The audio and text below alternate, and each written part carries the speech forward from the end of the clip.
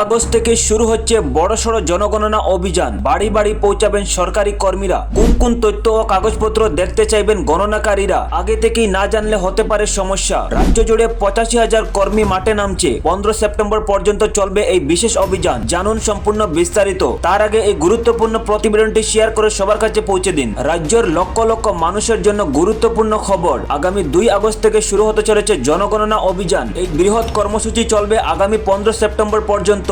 সরকারের পক্ষ থেকে ইতিমধ্যে প্রস্তুতি শুরু হয়েছে এবং জুন মাস থেকে গণনাকারীরা কর্মকর্তাদের প্রশিক্ষণ দেওয়া হবে। সরকারি সূত্রে জানা গেছে এই গুরুত্বপূর্ণ কাজে প্রায় 85,000 কর্মী ও কর্মকর্তারা নিয়োজিত থাকবেন। জনগণনার অংশ হিসেবে গণনাকারীরা বাড়ি বাড়ি গিয়ে পরিবারের সদস্যের বিভিন্ন তথ্য সংগ্রহ করবেন। সংগ্রহ করা হবে পরিবারের প্রতিটি সদস্যের নাম, বয়স, বৈবাহিক অবস্থান, শিক্ষাগত যোগ্যতা, পেশা ও অন্যান্য গুরুত্বপূর্ণ তথ্য। পাশাপাশি তথ্যের সততা ও নির্ভুলতা যাচাই করার জন্য বিভিন্ন সরকারি নথিও দেখাতে হতে পারে। তাই আগে থেকেই প্রস্তুত রাখুন প্রয়োজনীয় কাগজপত্র। এর মধ্যে থাকতে পারে আধার কার্ড, ভোটার পরিচয়পত্র, প্যান কার্ড, জন্ম সনদ এবং পরিবারের সদস্যের অন্যান্য প্রয়োজনীয় নথি ও তথ্য।